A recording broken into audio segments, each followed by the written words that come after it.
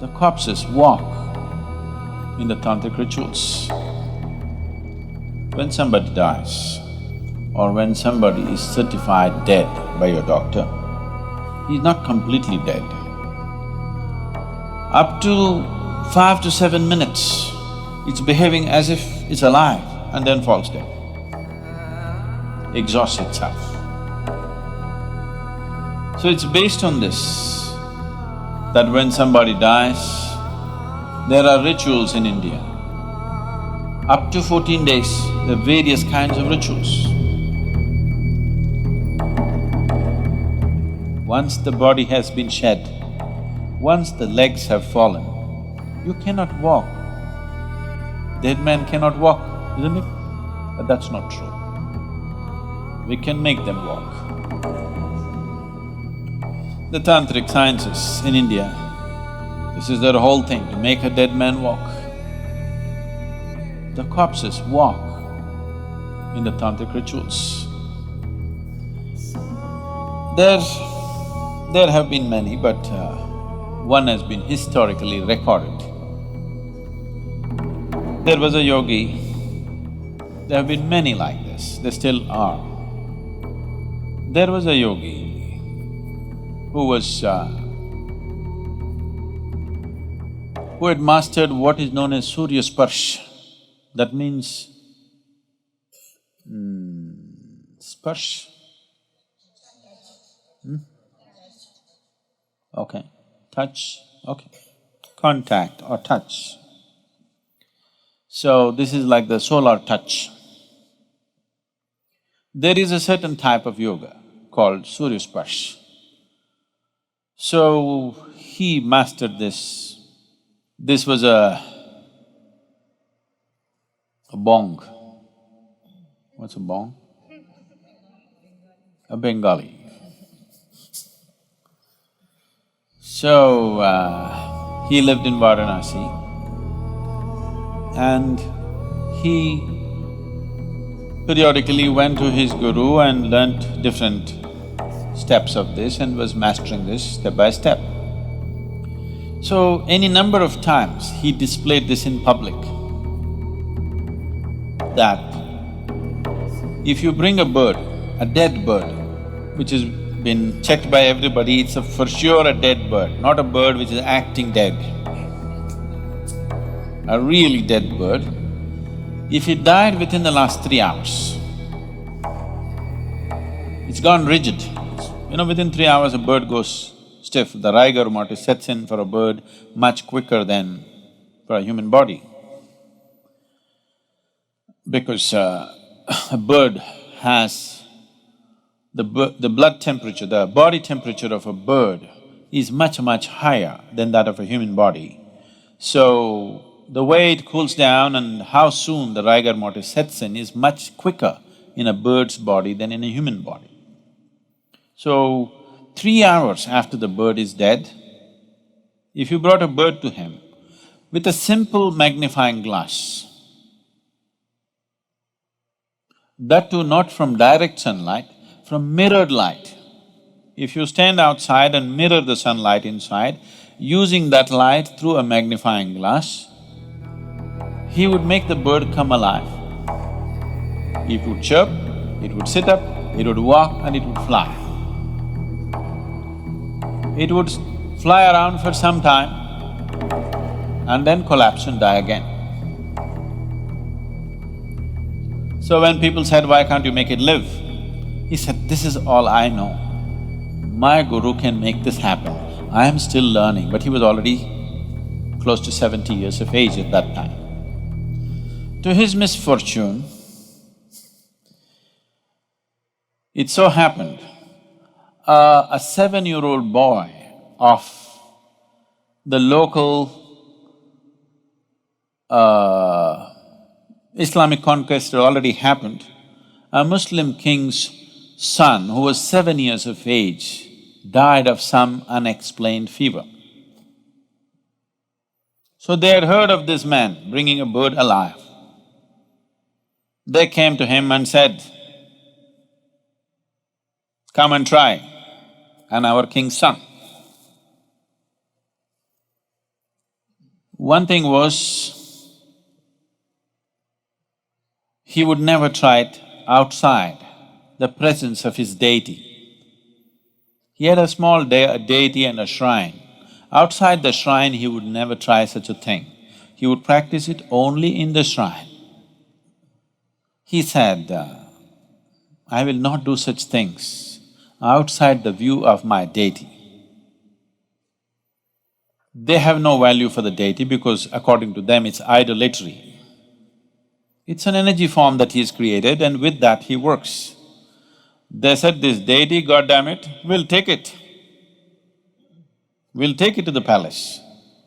He said, no, it cannot be moved. He said, it can be moved. And they just picked it up. He cried, don't do this. And when they picked it up and this was happening, they were trying to drag him, he said, I'm not going to come. I will not do it. I am not going to do this. He got angry when they picked up the deity and taking it out like it's some kind of a toy. He said, I'm not going to bring your king's son to life. Even if I could, I cannot, but even if I could, I will not do it. Then they held him by the hair and dragged him to the king and he said, I'm not going to do it. So they butchered him right there. And in the process of doing all this, they dropped the deity and it broke. So he had a few disciples to whom he was imparting this. It died with them, everything.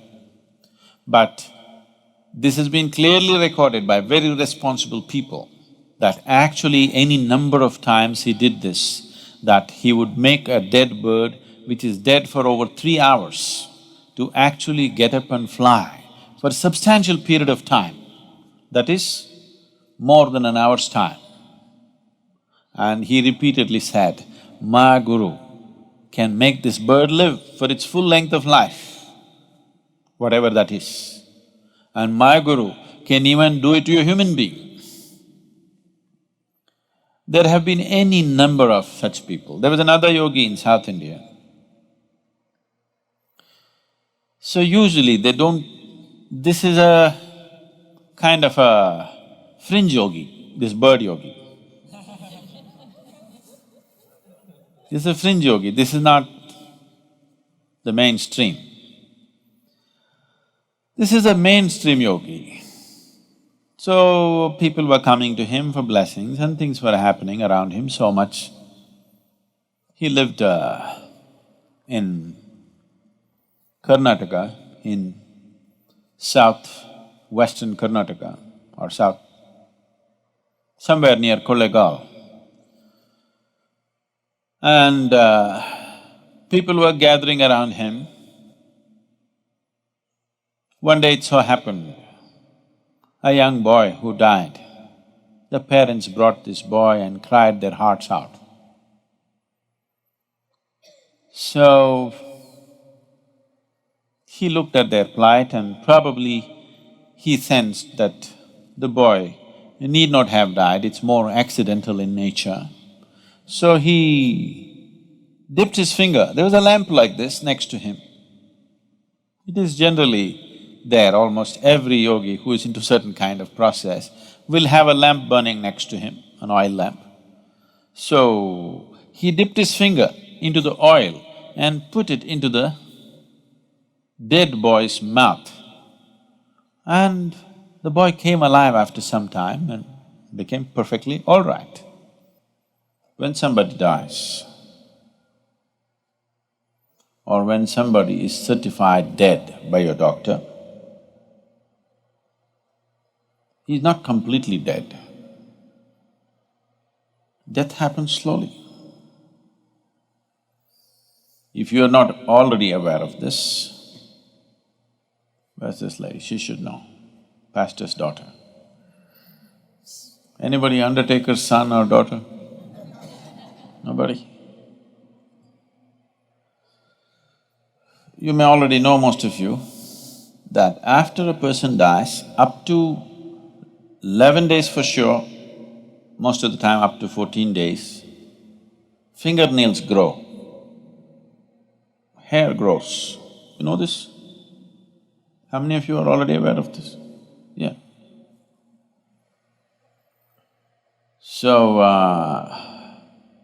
Because death is happening slowly, step by step it's going, it's not yet complete. The withdrawal of life process from this lump of earth happens step by step. For all practical purposes, when it is immobile, lungs have stopped, heart has stopped, so they'll declare you dead, but not yet. So it is by using this that still the life process is still continuing, you can rekindle that and activate the system.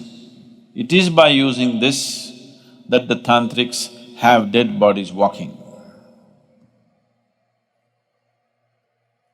And it's not very uncommon, it's quite common.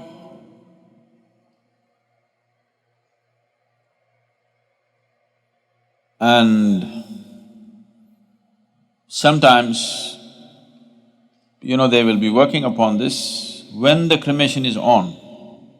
There have been many instances, I have not personally seen, but I know people who have no reason to lie about it and they will not, such people have actually seen a burning body getting up and walking. They've set fire to it, it's burning, but it gets up and walks. Because at that moment when the burning begins from outside, the life process retreats and there's a concentrated spaces where life is happening more intensely at that moment. They make use of that and rekindle the system in such a way that suddenly it gets up and walks. Up to 5 to 7 minutes, it's behaving as if it's alive and then falls dead, exhausts itself. So it's based on this that when somebody dies, there are rituals in India.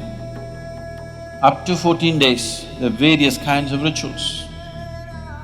Unfortunately, these rituals have mostly lost the knowledge behind that, the power behind that has been lost, and people are just doing things like for livelihood somebody is doing it, or just for the sake of doing it, they're doing it. Very few people truly understand the significance of what it is. Because life energies recede slowly, they've gotten so deep into this, every cell in the body, it doesn't just go poof like this. Functionally it may die, but totally it does not die, it dies slowly. So we want to hasten that process. We don't want somebody to die slowly. Dying slowly can be torturous, isn't it? Dying slowly is torturous or no? So it can be torturous. So we want him to leave quickly. After he dies, first thing is to tie the toes together. You know this? You still do it or no? Tie the toes together, because if you do not tie the toes together, from the lower end of the body, it will start imbibing life. It wants to live, because all the cells in the body are not dead. They're still making an effort to live. They will try to draw energy. When they try to draw energy, certain forces will enter the body. So you don't want that to happen to your loved one. So the moment he dies, you tie the toes. Now, no external support, he will go much more quickly. And the next thing is, you wash him up with water. Because when you wash the dead, see, even if you're alive, if somebody tries to give you a bath, they'll pour water on your face, you will feel like you're being waterboarded. When you were a child, when your mother gave baths to you, because we never used showers and things, they poured water, she always held it like this for you, so that the water doesn't come here and you don't feel waterboarded. But somebody else was giving a bath to you, they just poured children are doing like this. Yes or no? So if you just pour water over the face, this dead guy gets waterboarded. If any little activity is happening, it'll all cease. So to live gracefully and to die gracefully is very important. Death is not some strange subject that we should not talk about. It is right here, progressing for all of us, isn't it? Slowly maturing, your death is maturing. One day it'll be complete. Let it be a long time after, but right now it is maturing, isn't it? So if you understand life very well, absolutely well, you can exit the body in such a way that you exit completely, you gather everything and leave. If you live like that, then we will give you a burial. We don't burn your body because we don't want to waste the wood on you. You have completely exited, there is no hurry. We can keep you for a day or two and then bury you. So I'm saying, this is a culture where we understood life and death absolutely well and dealt with it as it should be dealt with. Within the first 14 days, you can do a lot of service to the dead. That culture grew, that science grew in a big way in this country, but then got corrupted. So, what was a very wonderful science became commerce, and commerce became corruption. So today, if somebody in your house dies, you go to those people who claim they will do something, they will say, your grandfather wants to drink milk, give a cow, not 1 liter of milk, a cow. Your grandfather… it's raining, your grandfather needs umbrella, give an umbrella. Your grandfather is walking through thorny paths, he needs footwear. See, whatever you may know or you may not know about your grandfather, one thing you know is he left his body here and went. Once he's left his body here, umbrella, clothing, footwear, not okay. Yes?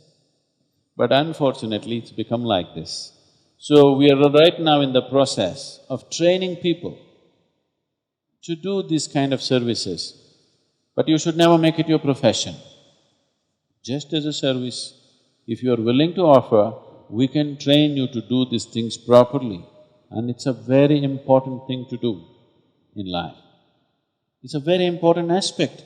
When somebody has lost his body, he is completely helpless. He needs help, and he can be helped, but not with contaminated, corrupt hands. Somebody who cares, somebody who has the necessary sense about it. If you want to go through something like that, such trainings, it's available. We're even starting our own cremation places. In Coimbatore, we have Isha Sudugadu. You know this? You don't know. Oh, you know where to die at least now. And if some of you train for this, you can deliver that service, and it's a very significant service. People don't understand the value of it in today's world. The modern world, they don't understand the value of it, but it is extremely valuable to do that.